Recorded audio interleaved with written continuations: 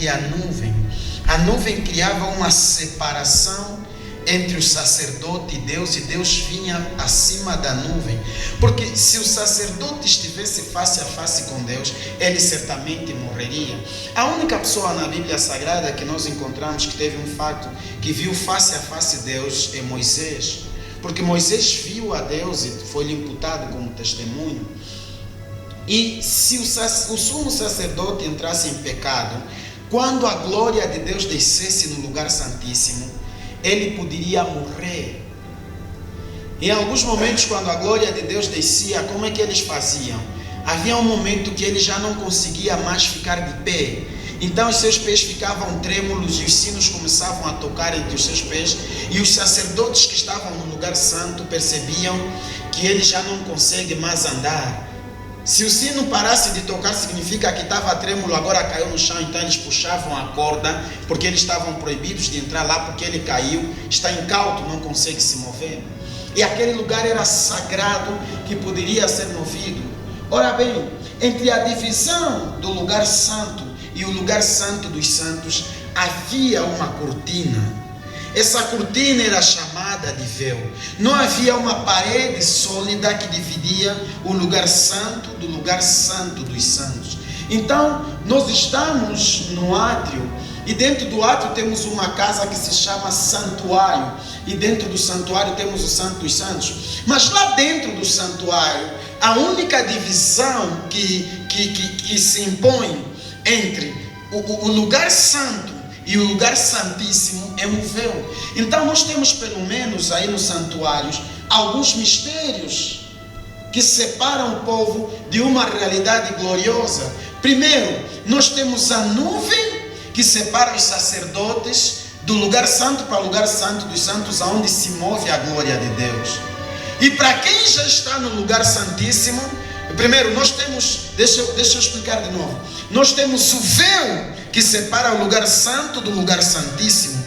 E para quem já está no lugar santíssimo, nós temos a nuvem que separa o santíssimo homem do santo dos santos, que é o sumo Deus que está acima da nuvem.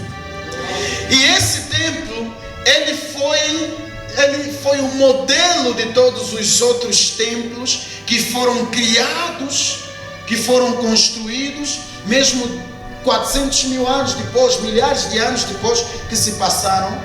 Esse foi o protótipo, esse foi a planta, de tal maneira que nos dias de Jesus havia um templo sagrado, e no mesmo templo havia essas três divisões, e havia uma cortina que separava o lugar santo do lugar santíssimo.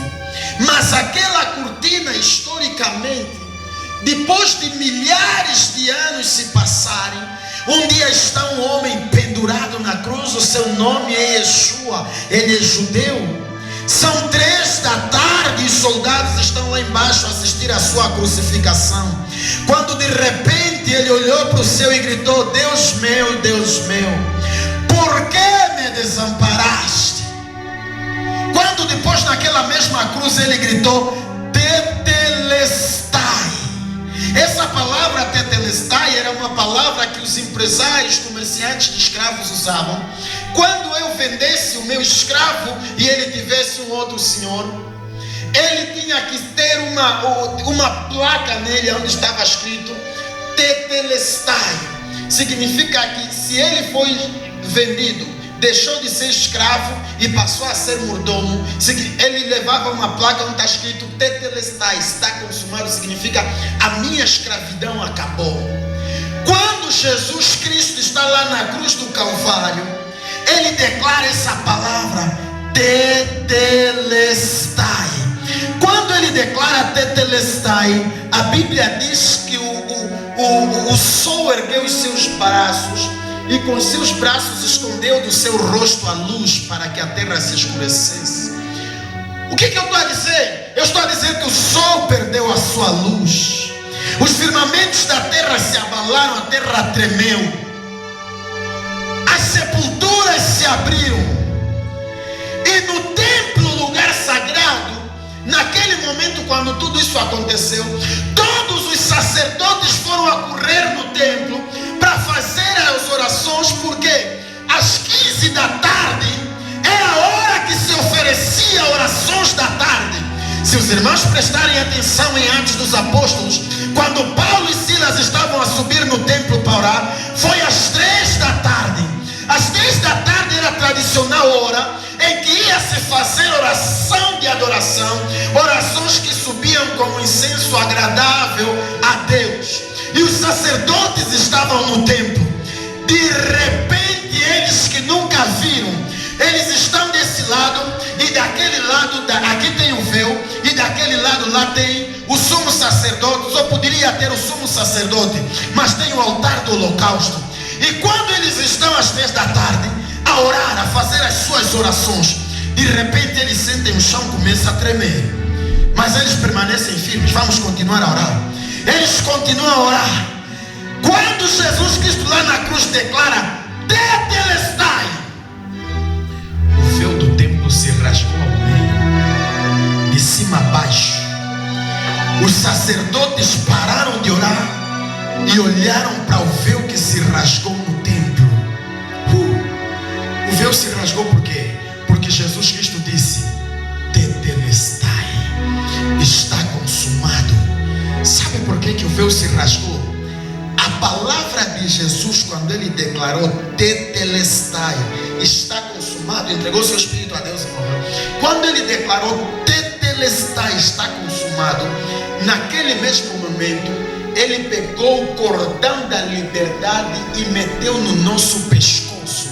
E uma vez que eu não sou mais escravo, saio da sala da escravidão e entro para a sala da liberdade. E para Jesus mostrar que para a sala da liberdade está aberta, para ele mostrar que a sala da liberdade está aberta, ele rasga o véu e ele abre o véu. Sabe por quê? Nenhum sacerdote tinha autorização de pegar numa lâmina ou numa tesoura e rasgar aquele véu, porque aquele véu era Jesus. Ele disse assim: eu sou a porta. Porta não entra, porta serve para você entrar. Aquele véu era o limite entre o homem e Deus. Jesus disse: eu sou o caminho, a verdade e a vida. Ninguém vem ao Pai senão passar por mim. Quando ele disse assim, Tetelestai, ele disse assim: eu paguei o preço pelos teus pecados. Eu perdoei o pecado da prostituta. Eu perdoei o pecado da vadia. Eu perdoei o pecado daquele que mata, do gatuno, do ladrão, da imoralidade, do adúltero. Eu perdoei os pecados de sangue, de mentira, de adúltero, de idolatria. Eu perdoei esses pecados e eu comprei. A Bíblia diz que quando João teve a visão do Apocalipse na ilha de Patmos, ele ouviu os anjos que estavam a cantar uma unção, que estavam a cantar uma canção, a dizer assim: digno é o Cordeiro de abrir o livro, que foi morto e reviveu, e com seu sangue comprou para Deus povos de todas as tribos, povos, línguas e nações, e para o nosso Deus os fez reis e sacerdotes. A ele a honra, a glória, o poder para sempre. Quando os sacerdotes viram aquilo, que o véu se rasgou, os sacerdotes queriam entrar lá, correr. Agora todos somos uns sacerdotes, mas eles eram tradicionais. Jesus Cristo disse: não é para vocês, isso é para aqueles que foram comprados pelo meu sangue. Amém. Não, é para aqueles que foram comprados pelo meu sangue. É para aqueles que foram comprados pelo meu sangue. É para aqueles que estão em Apocalipse e com seu sangue comprou para Deus. Não. E com seu sangue comprou para Deus o Ezequiel, e com seu sangue comprou para Deus o Pilares, e com seu sangue comprou para Deus o Isaac, e com seu sangue comprou para Deus você. Comprou para Deus você. Lembro-me do irmão José, não sei se você se lembra, estava a pregar o sangue de Jesus nas prostitutas ali atrás do grande hotel, e quando elas ouviram do irmão José que Jesus com seu sangue comprou para Deus a vida delas, as prostitutas começaram a chorar. O líder delas foi lá para lhes atormentar. Elas falaram: não, nós não somos somos mais escravas. O sangue de Jesus nos comprou, nos livrou da escravidão. Você não é mais escravo do pecado, você não é mais escravo do medo. Tetelestai! Toda acusação do diabo contra a tua vida nessa noite está quebrada em nome de Jesus. Eu estou a declarar: Tetelestai, o cordão da liberdade te foi colocado. O diabo algumas vezes amarra uma corda na nossa perna e tenta nos arrastar a um passado apagado, escuro, a um passado tenebroso da nossa vida, e ele te aponta o dedo e te diz: você fez, você adulterou, você fornicou, você faz masturbação, você é fornicário. Mas você precisa olhar para ele e dizer: com seu sangue comprou para Deus a minha vida, com seu sangue imaculado. Yeah! Não foi com sangue de nenhum presidente, não foi com sangue de nenhum famoso, não foi com sangue de nenhum bilionário, foi com sangue de Jesus Cristo, o Deus que nasceu da Virgem Maria. Isaías capítulo 7, versículo 14: o mesmo Senhor vos dará um sinal, eis que a Virgem conceberá e dará luz a um filho, e será o seu nome Emanuel. Ele libertará o seu povo do jugo do pecado, e o principado estará sobre os seus ombros. Aleluia! Glorifica a Deus com as tuas palmas. A Ele a glória.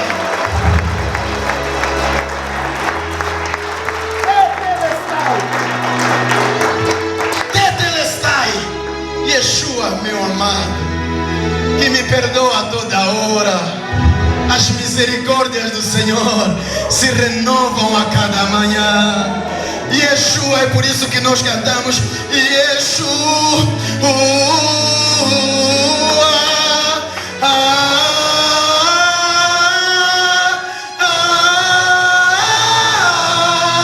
Porque Ele comprou com seu sangue para Deus. Ele comprou o médico, comprou o mecânico, comprou o engenheiro, comprou o governante, comprou o corrupto, comprou o político, comprou o fazendeiro, comprou o pobre, comprou o grande, o pequeno, o negro, o branco, o rico, comprou todos, homens e mulheres, crianças, comprou com seu sangue. Eu fui comprado por um preço muito alto.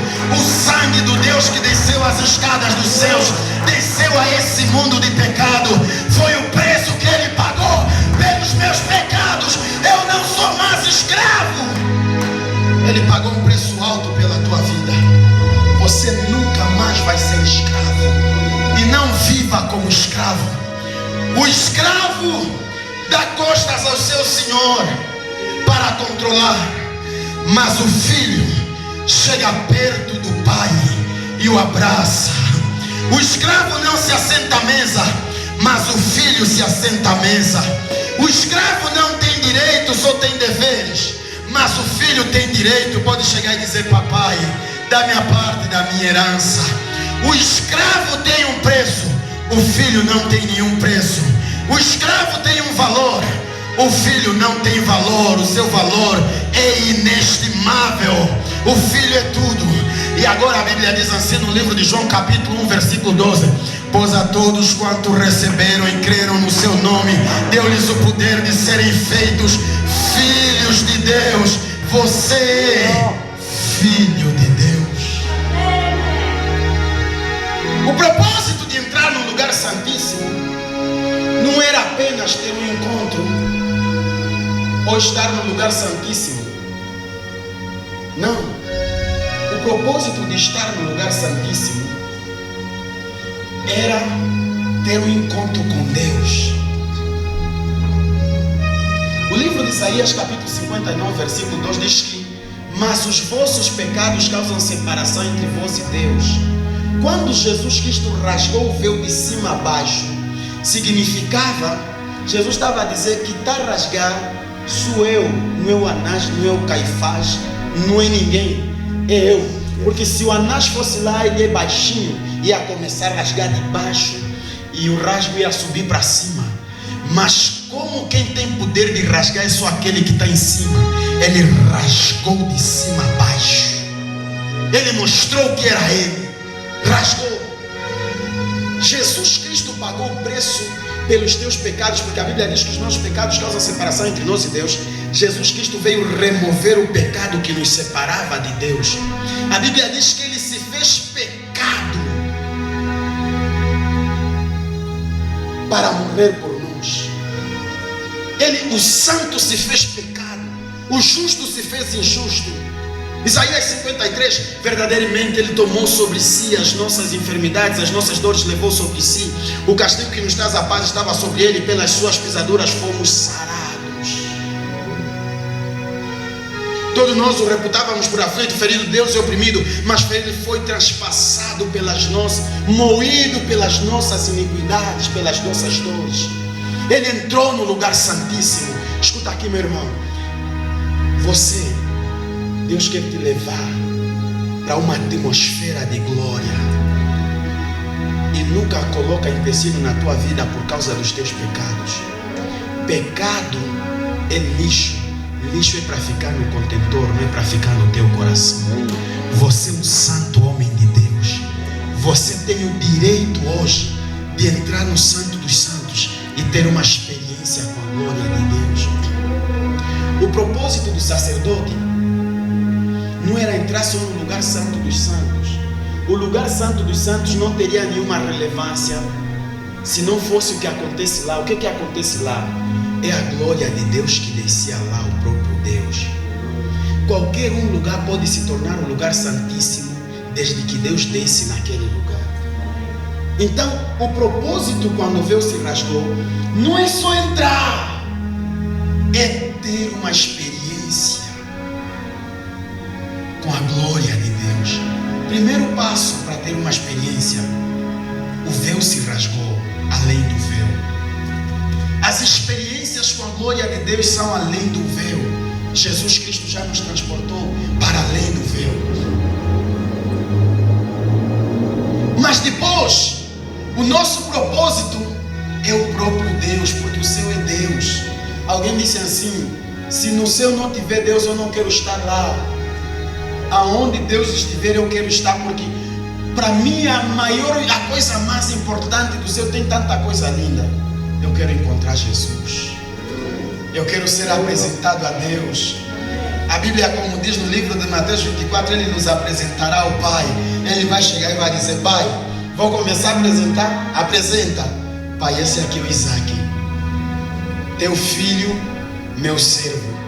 Pregou nas escolas, pregou nas ruas, nos autocarros, nos chiaces, pregou nas nações, alcançou centenas de almas. Foi teu servo, foi lavado pelo meu sangue remido, e pela graça que eu dei, ele chegou aqui. E o Pai vai me receber e vai dizer: Isaac, meu filho, me abraça, entre, glória eterna o receberá, para nunca mais. Ele vai me apresentar. Então, o propósito do Santo dos Santos, o propósito da nossa santificação é ver a Deus.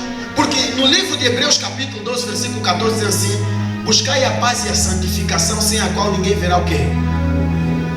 Jesus nos santificou para nós vermos a Deus, para ver a glória de Deus. Porque Ele diz: eu rogarei ao Pai, Ele vos dará o Consolador. Quem vê a mim, vê ao Pai. Eu vos mostrarei o Pai, porque o Pai está em mim, eu estou no Pai. Eu estou no Pai. Então, o propósito de entrar no Santo dos Santos é que Deus venha, para eu estar com Deus e eu comungar com Deus. Cristão, você não foi além do véu só para ficar lá no lugar santíssimo. É para Deus se manifestar na tua vida.